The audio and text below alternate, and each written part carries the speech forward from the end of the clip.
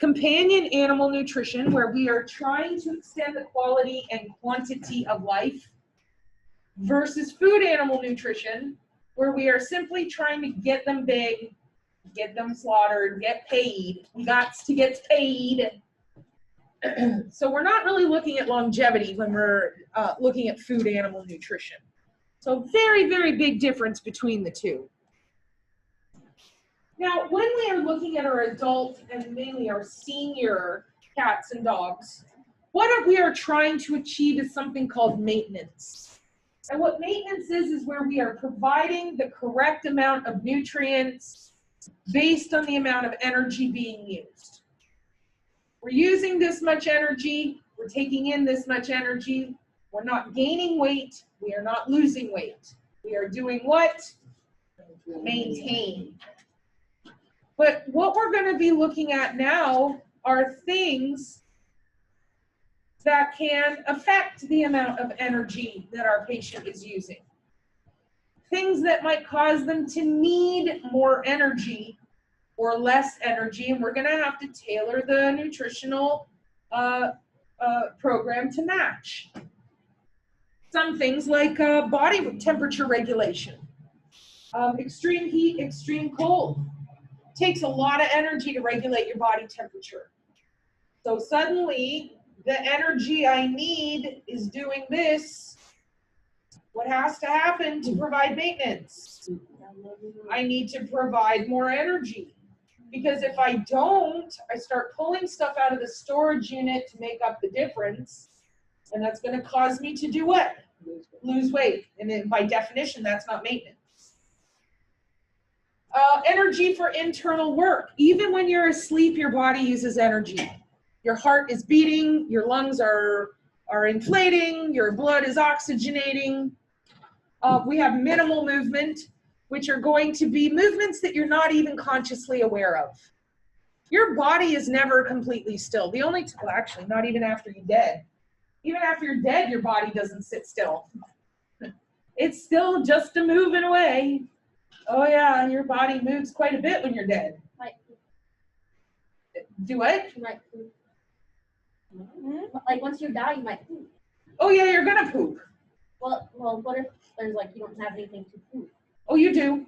Your colon's always, we are quite literally always full of crap. Always. Oh yeah, the first thing your body's gonna do is relax the anal sphincter and everything's just gonna come out. But minimal movement, your body is never completely still. We're always making tiny adjustments that we're never even aware of. And then finally, what's going to impact the amount of energy that we're using, that we need, is repair of tissues. And when exactly is it that you are repairing tissues? Always. All of the times. All of the times you're repairing tissue. And so, depending on the amount of damage that we're having to repair, will impact the amount of energy that I need. Okay, so when you break a bone, you need no nutrients? Oh my gosh, yeah. If you are injured or if you are sick, your energy needs go like this. Because right now I am, knock on wood, I am not injured and I am not ill. So my body right now, to be in maintenance, let's just say, I'm just going to keep using my hands. Everyone's getting paid, and this is the amount of energy I need because this is the amount of energy that I'm paying my body. But suddenly I break my leg. And suddenly everyone's having to get paid more because now we've got the construction company we got to hire. We're having to get some scaffolding. We're having to lay down new brick walls in my bones. And my need does this, because is my body going to want to do all that additional work for no additional pay? Nope. So my energy needs to do this, which means what do I got to do? Meet it. So that's what we're talking about. What is impacting my need? And then what am I having to do as far as meeting that need, high or low? So we also have some other factors that can impact my need for energy. activity. And some of these, guys, I am going to say is what I like to call a no-duh. Active dogs need more energy than not active dogs. What? So Poppy and Maisie are pretty couch potatoes.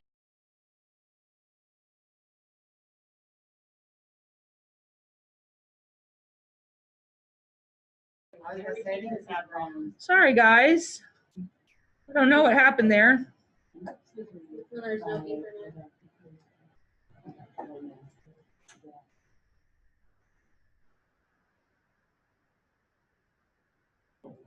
There. Can you guys hear me? Okay.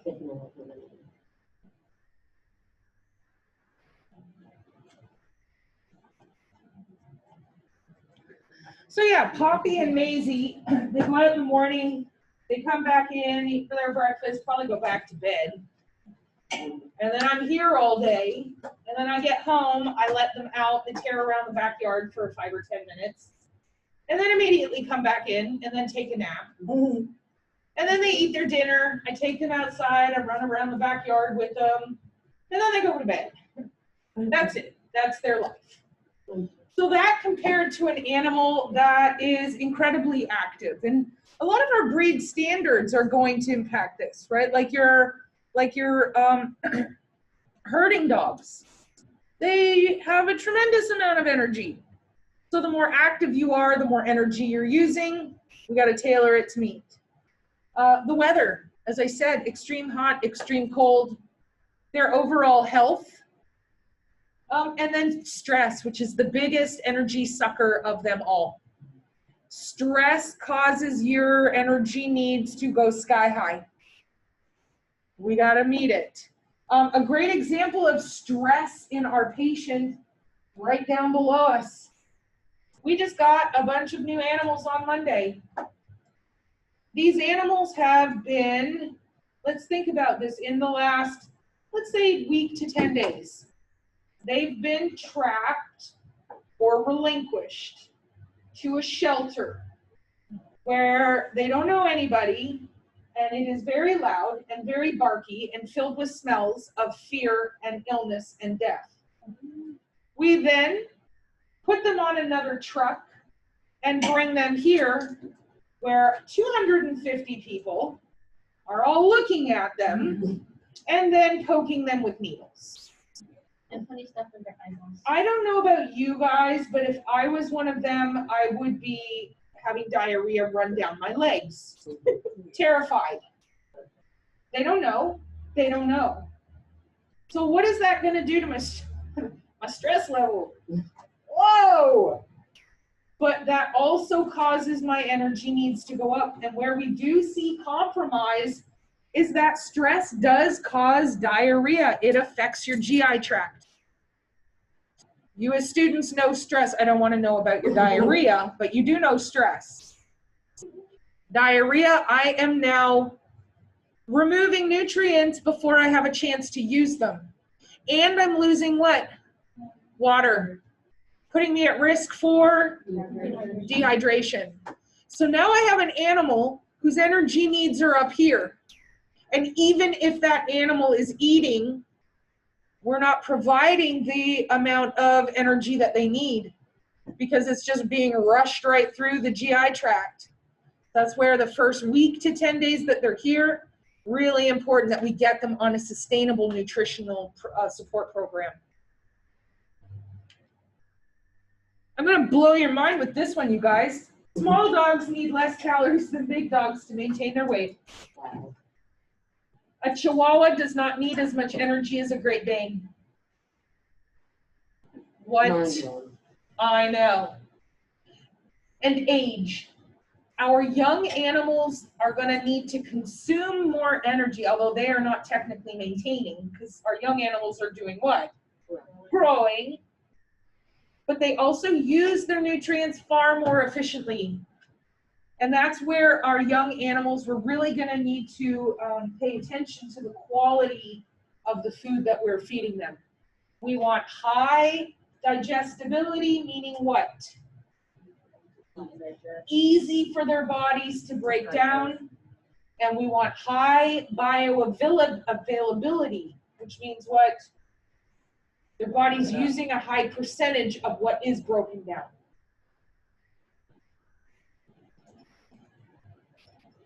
Nervous animals, some breeds are just notoriously nervous. And a little fun tip, your red dogs tend to be the most nervous of them all. Yeah. That's what they say. I have a red dog. She has the most The gray golden retriever. Oh Lord, do you know the only dog I've ever truly been afraid for my life, like literally thought the dog was going to kill me, was a red golden. The dog actually did try and kill me. He tried to eviscerate me. Yeah, he tried to rip my stomach open.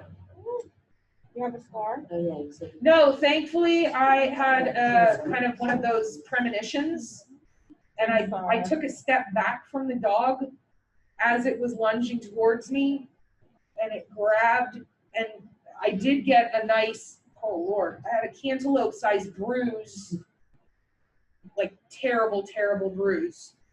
But he ripped a big hole in my scrubs, and I left and said, I'm done. I'm not going back in there. You can't make me. You can't make me go back in there. But yeah, our red-headed dogs tend to be nervous, and as we know that nerves, stress, energy suck. And finally, lactation and pregnancy. Although we are not providing maintenance because we don't want our lactating and pregnant animals, we need them to gain weight. But average pregnancy for our dogs and our cats is 63 days. The fetus goes through 3 different growth spurts every 21 days. And their main growth and development spurt happens in the last 21 days. That's when we really need to address mom, because it's mom's body that is providing all of the nutrition for that. And then after the litter has been born, oh my goodness gracious, puppies are growing factories.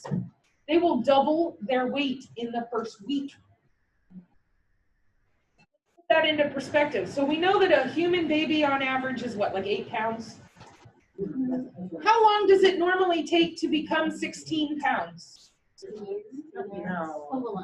Couple of months. Now imagine the amount of energy you as the mom, the source of nutrition, would have to sacrifice to make him grow 16 pounds in 7 days. But wait, there's more. Now multiply that by 2, 3, 5, 10, 13. Now you're starting to get an idea of just the massive amount of energy that mom is contributing to the growth and development of her babies. We got to address that, because her body will sacrifice itself in order to save the puppies. Species. All right, this is another no duh, but you would be surprised. You cannot feed cats like they are little dogs. When myself and your other instructors joke around that cats are aliens, we're really only half joking. Cats have different nutritional needs than any other animal on the planet. On the planet. Number one, they're obligate carnivores, meaning what? They have to eat meat. There is no choice. There are specific amino acids that our cats need that can only be obtained through animal-based protein. You don't have to write these down, it's just so you've heard the words before.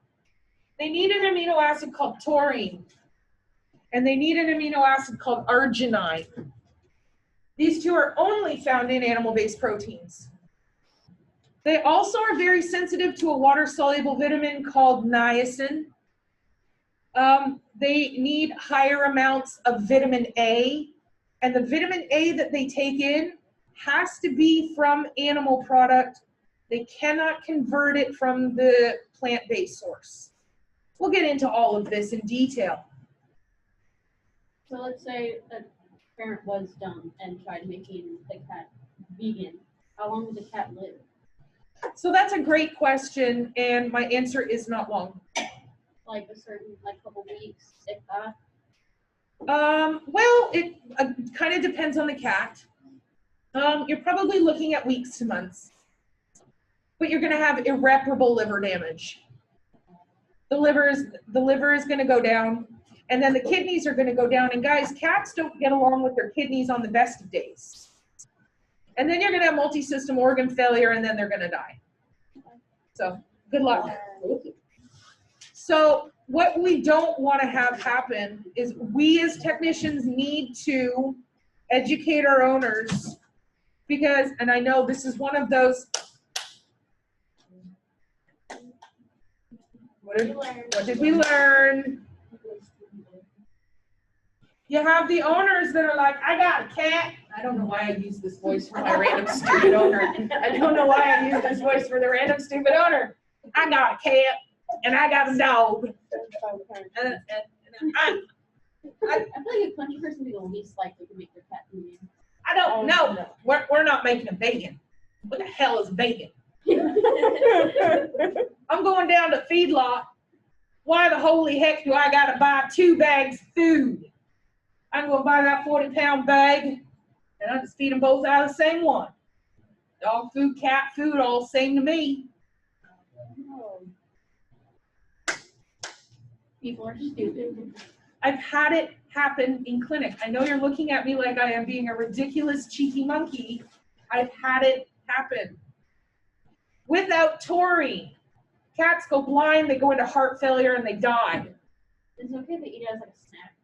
Because we have dog food down Yeah, but not as their primary source of nutrition. No, they have cat food. They Yeah. eat it. So, species. Dogs are omnivores, like us. They can obtain some amino acids from plants, right? We don't just get protein from animal sources. There is also protein found in plant sources. Dogs can take some of these plant sources and convert it into something usable, but they are not also meant to be vegetarian or vegan. They are meant like humans, and I'm not, Miss Hamilton, this house hates vegans. No, that's a life choice. Right? Anatomically, evolution has denoted that humans are omnivores. Our teeth are omnivore teeth. We have flat grinding surfaces for plants. We have sharp tearing surfaces for meat. We're omnivores, just like dogs. Cats' teeth are specifically set up to be carnivores. Even their molars have sharp points. So we are set up to get nutrition from both plant and animal. We have a little bit more leeway with our dogs, but definitely not with our cats. Definitely not. This is that old nutritional triangle. Now the human nutritional triangle has evolved since here. But this is just a great showing the quantities of each nutrient that are needed in the diet, starting with the most. The highest quantity nutrient we need is water. It's the most important nutrient. It's the creepy rule of 3. Creepy rule of 3. You can live 3 minutes without oxygen. You can only live 3 days without water. And you can live 3 weeks without food before you start having irreparable organ damage. Water is super important. Next on the list is our carbohydrates, which are sugars. Next on the list are their proteins, which are our amino acids. Next on the list is our fats. Then finally we have our minerals and our vitamins. And the reason why these are in such small amounts is because our bodies can manufacture some of these for ourselves, and we don't have to take them in nutritionally.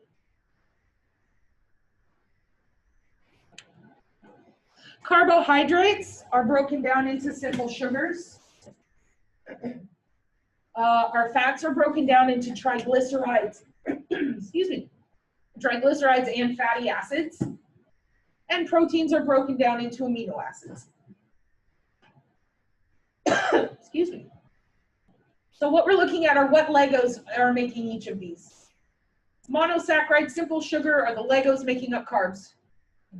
Triglycerides, fatty acids are the Legos making up fats. Amino acids are the Legos that make up proteins. These 3 actively produce energy for my body. Water, vitamins, minerals, I don't have to break these down. They're already in a Lego form that my body can use. And none of these produce active energy, but they are needed for my body to produce energy out of the other 3 nutrients. House of Cards, House of Cards. You cannot take one of these out of the equation. Big, big problems. So, without getting too far on the soapbox, there is a diet that tells you eliminate all carbohydrates from your diet. Does anyone happen to know what the name of that diet is? The keto diet. I think, did we talk about this the other day? Where it's actually repurposed Atkins diet. Killed a bunch of people. And it's called the keto diet because, yeah, you're not taking in sugars. But does your body still need sugars? It does. So where does it start getting the sugars? Why did you go on the Atkins diet? Starts pulling it out of the adipose. But because we're not taking in any carbohydrates, we have a mass exodus of sugars getting pulled out. So yeah, you're losing a crap ton of weight. You're looking fabulous. When we pull and break down stored fat, think of a factory. Factories have pollution. The more we are pulling out of this factory, the more pollution we are putting into the environment. And this pollution eventually becomes something called a ketone body. Ketone bodies, like I have ketone bodies in me right now because I have not eaten. I have been catabolizing my own tissue, forming ketone bodies. But what happens is the ketones go to my kidneys. My kidneys go, yeah, you're not gonna stay. You are gonna go. And then it kind of escorts it to my bladder, and then I urinate them out. But the ketone bodies that I am forming right now are an amount that my body can keep up with. I'm pulling out so much. Suddenly, my kidneys, my analogy is not going to translate because you're all fetuses. You're all too young. There was a very, very famous comedic kind of little snippet. I Love Lucy. So some of you may have seen this. Do you know the one where her and Ethel are working in the chocolate shop? Yes. It's very, very famous. And the chocolates are coming and they're able to wrap them up, wrap them up. They're keeping up with no problem whatsoever. That's me and my ketones right now. My kidneys are with the slow chocolates coming through. But suddenly, I'm seeing an increase in the number of ketones and the speed with which they're arriving at my kidneys. What happens? The chocolates start coming and suddenly they're like hiding them in their hat, jamming them down their shirts. Trying to eat them. They're trying to eat them. They're jamming them in their mouth. That's my kidneys. My kidneys are like overwhelmed. And so they're just throwing these ketones back into my circulation. They don't have time. Problem is that I'm still producing them. So the level of my ketone bodies is going up, up, up. Ketone bodies are acidic. And guess what they do to the pH of my blood? Turn it acidic. Do you think my organs like to be bathed in acid? Guess what happens? It shuts down. Finally, my kidneys go, I don't know what the heck you guys are doing. I'm done. Peace out. Does that cause kidney stones and stuff? So kidney stones, no. Kidney stones are an accumulation of minerals. I'm talking about specific to this keto diet. And so if you learn nothing else in this class, don't go on the keto diet, please. There are much more safe ways to lose weight. My mom's on a version of it. She still has sugars, but she can only eat the sugars that are in the diet. All right, let me do this.